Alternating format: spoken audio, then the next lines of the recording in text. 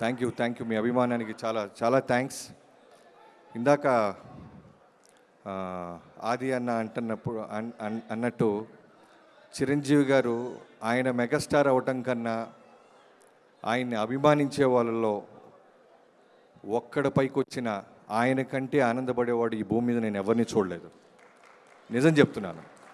నాకు తెలిసి మీలాగే ఆ వెనకాల రోల్లో నుంచి నా జీవితం మొదలై ఆయనతో ఆల్మోస్ట్ 6 years నుంచి ఆయన కుటుంబంలో ఒక మెంబర్లాగా నేను దగ్గర నుంచి చూసి హానెస్ట్గా మనస్ఫూర్తిగా చెప్తున్నాను, చిరంజీవి గారిని మించిన చిరంజీవి గారిని మనం చూడలేము, రాబోరు. ఇది మనస్ఫూర్తిగా చెప్తున్నాను, ఒక అభిమానిగా చెప్పట్లేదు, ఆయనతో పాటు పనిచేసిన ఒక దర్శకుడిగా ఒక టెక్నీషియన్గా చెప్తున్నాను. చాలా చాలా చాలా గొప్ప వ్యక్తి. ప్రేమించండి, మనం అందరం హ్యాపీగా ఉంటాం. ద్వేషించండి, ఆయన ఇంకా డబల్ పైకి వెళ్తూ ఉంటాడు. రిజల్ట్ రూపంలో, రెవెన్యూ రూపంలో, బాక్స్ ఆఫీస్ బొనోజా రూపంలో గుద్ది సమానం చెప్తాడు. ఇది తప్ప పాపం ఆయనకి ఏమీ తెలియదు. ప్రతి కామెంట్కి, ప్రతి బ్యాడ్ రివ్యూకి ఆయన సమాధానం రెవెన్యూ, రెస్పెక్ట్, కుటుంబం నుంచి ఒక పవర్ స్టార్ని తీసుకొచ్చి నిలబెట్టారు ఆయన. ఆంధ్ర రాష్ట్రంలో మనం అందరం చూస్తున్నాం, చిన్నపాటి జుట్టు కనబడిన కళ్యాణ్ గారిది చిన్నపాటి షోల్డర్ గరిపినా ఊగిపోతుంటాం. అలాంటి గొప్ప పవర్ స్టార్ని మనకిచ్చిన మెగాస్టార్ ఆయన.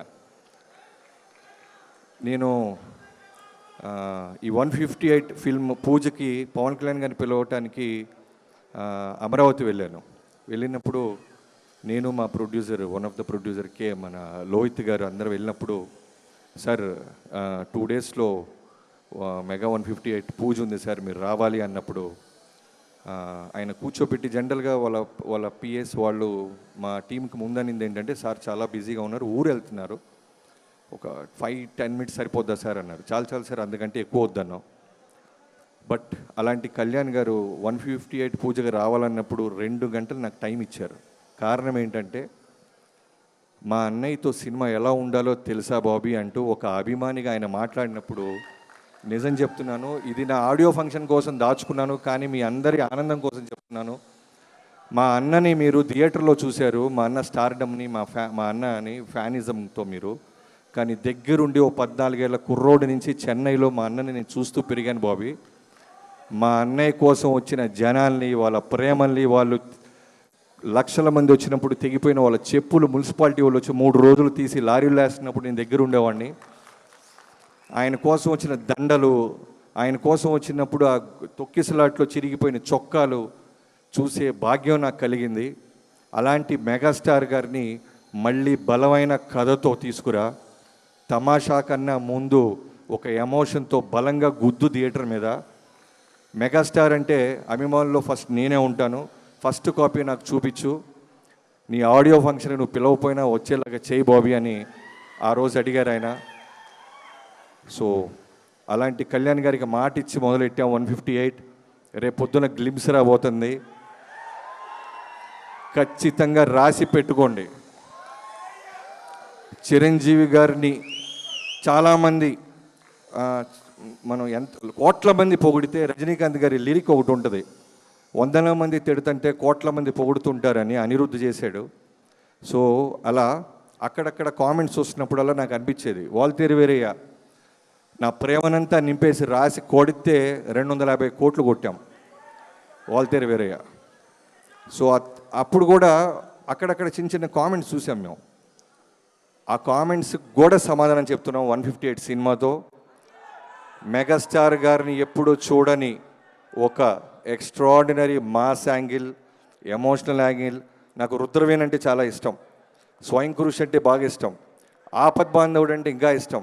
కానీ ఆ సినిమాలు ఎక్కడో కమర్షియల్ యాంగిల్ లేకపోవటం వల్ల బాక్స్ ఆఫీస్ దగ్గర మనం పెద్ద రెవెన్యూ చూడాల. బట్ కమర్షియల్ యాంగిల్ పెట్టి అలాంటి రుద్రవీణ, అలాంటి స్వయం కృషి చిరంజీవి గారిని మనం మళ్ళీ చూడాలి అనే ఒక కృషితో రాసిన కథ ఇది. రేపు గ్లిమ్స్ వచ్చిన తర్వాత మిగతా విషయాలు మాట్లాడుకుందాం. మెగాస్టార్ గారితో పనిచేస్తున్నప్పుడు క్లియర్గా అబ్జర్వ్ చేస్తే ఒకే విషయం అర్థం అవుద్ది, సినిమా తప్ప వేరే సెకండ్ విషయం ఆయన మాట్లాడు, ఆలోచించడు, స్పేస్ కూడా వేస్ట్ చేసుకోరు. నిజం చెప్తున్నాను, ప్రతి అభిమాని గురించి తెలుసు ఆయనకి. ప్రతి అభిమాని ఎక్కడో కష్టంలో ఉంటే ఫోన్లో మాట్లాడుతూ ఉంటారు.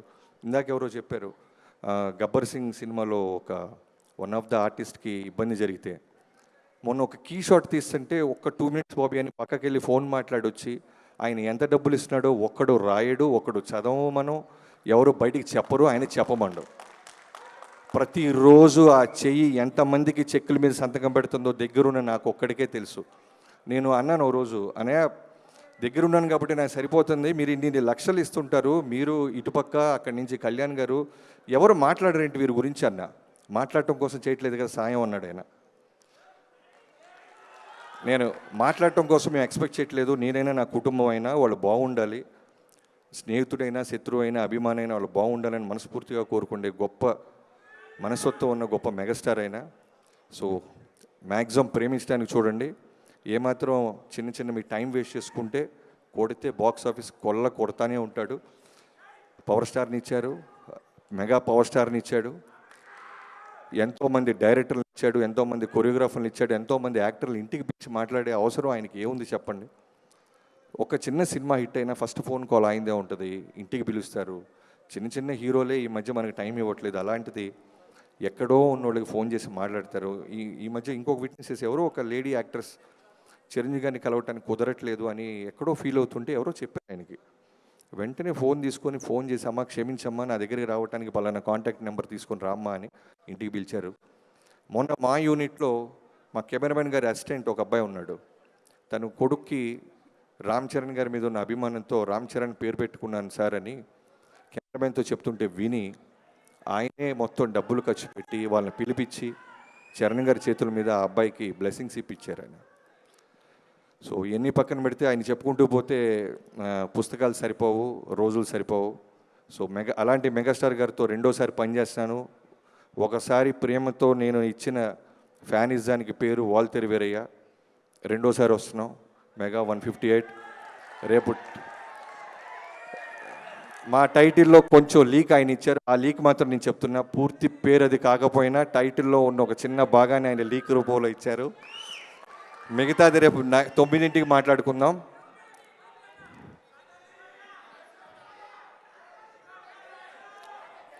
ఒకడు తప్పకుండా చేస్తాను.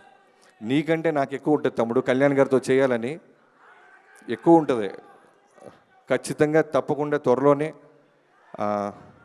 అన్నీ కలిసి వస్తే కళ్యాణ్ గారి దగ్గరికి వెళ్ళి మళ్ళీ సినిమా వేస్తాను. Thank you so much. ఇక్కడికి వచ్చిన ప్రతి ఒక్కరికి పేరు పేరున నన్ను పిలిచిన స్వామినాయుడు గారికి, మిగతా అభిమానులందరికీ థ్యాంక్ యూ సో మచ్.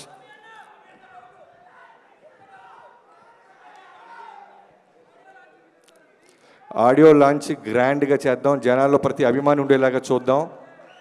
ఇంకోలాగుంటాయి ఈ సినిమా ప్రమోషన్స్, ఇంకోలాగుంటాయి తమ్ముడు, ప్రామిస్, ఇంకోలాగుంటాయి. Okay, thank you so much.